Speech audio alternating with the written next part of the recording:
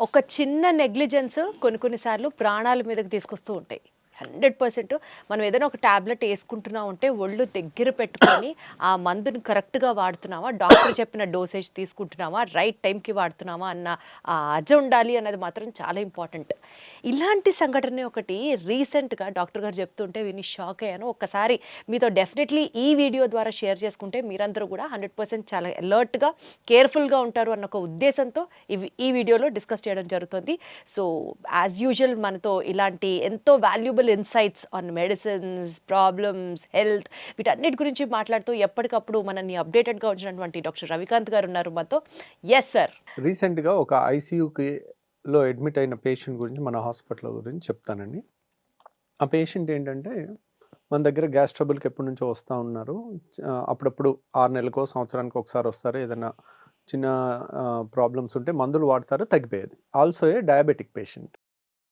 తను ఇప్పుడు మన అర్ధరాత్రి almost semi conscious or unconscious coma స్టేజ్లో వచ్చారు.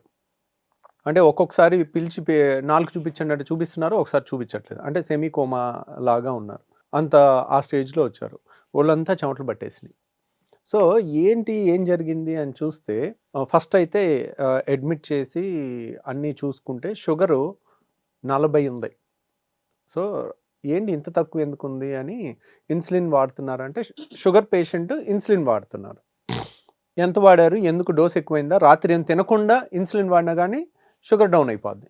తిని వాడితే డౌన్ అవ్వదు. ఏమన్నా తినలేదా అంటే బాగానే తిన్నారు, రోజు తిన్నంతే తిన్నారు, రోజు తిన్నంతే ఇన్సులిన్ చేసుకున్నారు. మరి ఎందుకండి ఇలా అయ్యారు అని ఆ కోణంలో ఆలోచిస్తే, మనం ఏం ఆలోచిస్తాం, అన్కాన్షియస్ అంటే పక్షవాతమో లేకపోతే ఒళ్ళంతా చెమటలు పడుతున్నాయి, హార్ట్ అటాకో అనుకున్నాం. కానీ ఫస్ట్ షుగర్ చేసేసరికి అనుమానం వచ్చింది షుగర్ మీద. షుగర్ ఇంత సడన్గా డౌన్ అవటం వల్ల ఇది. షుగర్ నార్మల్ ఉందనుకోండి, మనం పక్షవాతమో వేరే దాని గురించో ఆలోచిస్తాం. సో అప్పుడు అర్ధరాత్రి వచ్చినప్పటికీ నేను పాత మందులు ఏం వాడుతున్నారు అని చూసాం. ఏమన్నా చేంజ్ జరిగిందా ఈ మధ్య కాలంలో అని అడిగితే, ఒక చిన్న చేంజ్ అయిందండి. మా ఇన్సులిన్ రెగ్యులర్గా వాడే ఇన్సులిన్ అయిపోయింది, ఈరోజే రీఫిల్ చేసుకున్నాం, కొత్తది తెచ్చుకున్నాం అని అన్నారు. 2 ఇన్సులిన్ మరి ఏమన్నా ఇన్సులిన్ కాంపోజిషన్ కానీ, ఇన్సులిన్లో కూడా 10-20 రకాలు ఉంటాయి, ఏమన్నా మారిందా, పేరు మారిందా లేకపోతే డోస్ మారిందా అని చూస్తే, లేదు సార్ ఇదిగోండి మీరు ఏ పేరు నేను వాడుతున్నానో అదే వెళ్ళి తెచ్చుకున్నామని వాళ్ళ ఇంట్లో వాళ్ళు చెప్పారు. ఆయన చేసిన ఒకే ఒక తప్పు ఏంటంటే, దాని పేరు హ్యూమన్ ఇన్సులిన్ అని కానీ, హ్యూమన్ మిక్స్టాడ్ అని కానీ, యాక్ట్రాపిడ్ అని కానీ, ప్రతి ఇన్సులిన్ 2 డోసులు ఉంటుంది. 40 యూనిట్స్, 100 యూనిట్స్. ఇప్పుడు నేను ఇది మాట్లాడేది నా ఈ చేతిలో ఉన్నది 40 యూనిట్స్, ఇది 100 యూనిట్స్. సో దీనికి ఈ సిరంజ్ ఉంది కదండి, ఎర్ర కలర్ రెడ్ సిరంజ్, ఇది బ్లాక్ సిరంజ్. ఈ రెండు కూడా క్వాంటిటీ ఇక్కడ నుంచి ఇక్కడికి ఫుల్ డోసు మనం ఇట్లా ఫుల్గా లోడ్ చేసుకున్నాం అనుకోండి, 1 ml అని చూపిస్తుంది. 1 mlలో ఇది 100 యూనిట్స్ ఉంటుంది. ఇది 1 ml లోడ్ చేస్తే ఇక్కడ 1 ml చూస్తే 40 యూనిట్సే వస్తుంది. సో సేమ్ మందు క్వాంటిటీ సేమ్ 1 ml, కానీ దీంట్లో కాన్సన్ట్రేషన్ ఎక్కువ ఉంటుంది. ఇది ఎందుకు ఇచ్చారు మరి, 2 డోసులు ఇవ్వటం డేంజర్ కదండి. పేరు ఒకటే పెట్టారు. ఎతికితే దీని మీద ఎతికి చూసినా చిన్న అక్షరాలతో 40-100 కనపడుతుంది.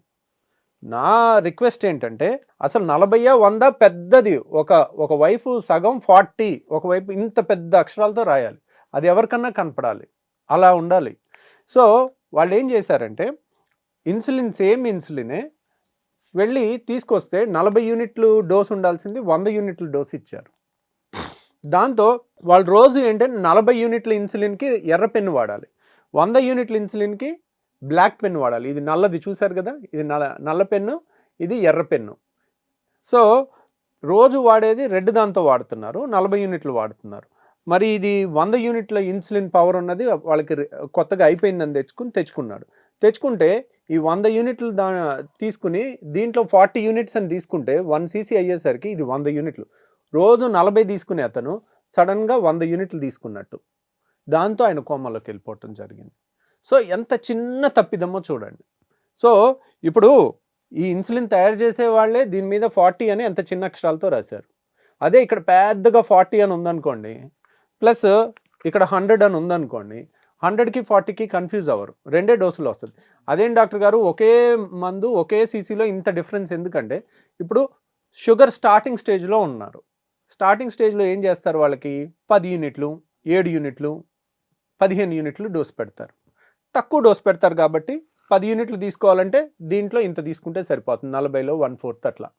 అదే అలాగే ఒక 10 ఏళ్ళు వాడారు, షుగర్ 500 కంట్రోల్ అవ్వట్లేదు, పూటకి 50 యూనిట్లు ఇన్సులిన్ వాడాలి. దీంతో అవ్వదు. 40 యూనిట్లు 2 సార్లు గుచ్చుకోవాలి. ఇక్కడ ఫుల్ తీసుకుంటే 40, మళ్ళీ రెండోసారి ఇంకో 10 తీసుకోవాలి.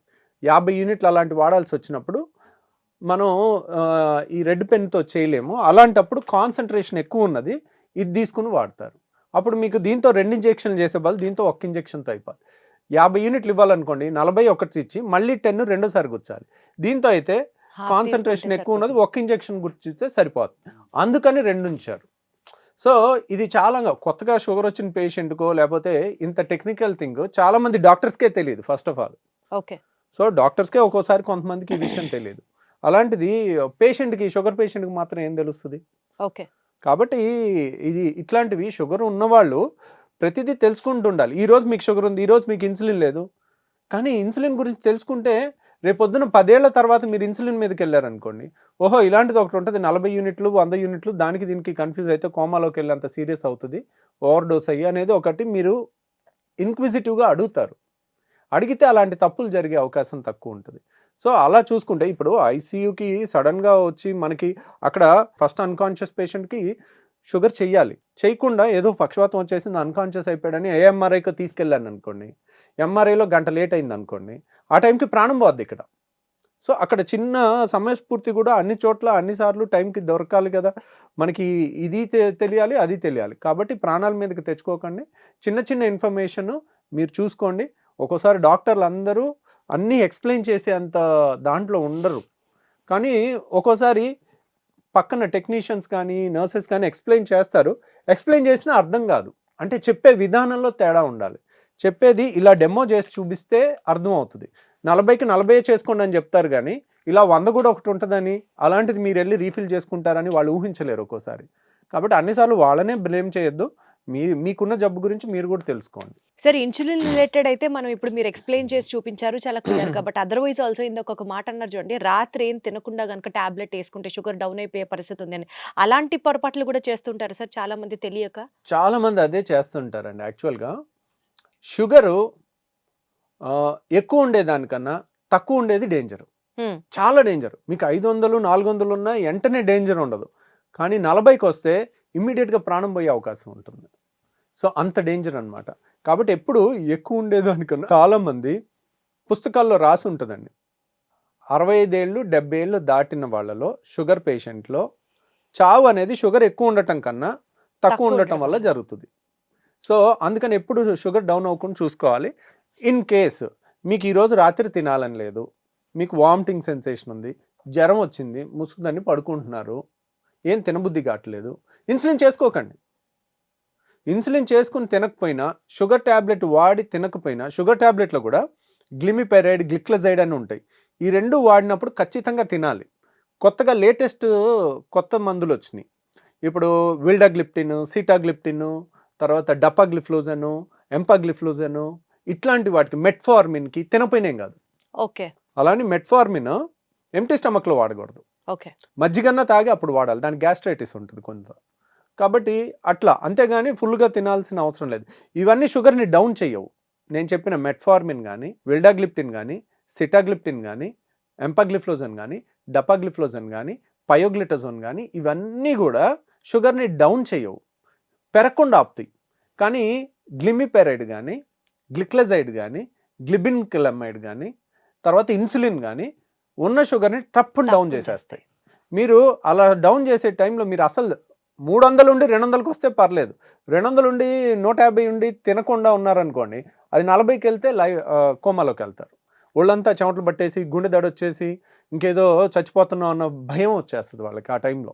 సో ఇలాంటి చిన్న చిన్న విషయాలు మీరు తెలుసుకోవాలి. ఇన్ కేస్ మీరు షుగర్ టాబ్లెట్స్ వాడుతున్నా, ఆ మాటకు వస్తే ఏ హెల్త్ ఇష్యూ ఉంటే దాని గురించి మీరు ముందరగా ఇంక్విజిటివ్గా మీరే దాని గురించి తెలుసుకొని జాగ్రత్త పడడం అన్ని వేళలా మంచిది. Thank you sir. Thank you.